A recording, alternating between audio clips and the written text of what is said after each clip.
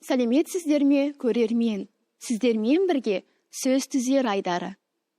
Аралық сөзі арасы, ортасы деген сияқты көмекші сөздердің бірлігінен жасалған. Және бұған ұластырушылар қатарындағы лық жұрнағы қосылса, бірге жазылады. Мысалы, ауыл аралық, халық аралық, аудан аралық, бөлімше аралық, деңгей аралық, пән аралық, сала аралық, жол аралық, мекеме аралық. Тіліміздің тазалығын сақтайық. Келесі кездескенше сау болыңыздар.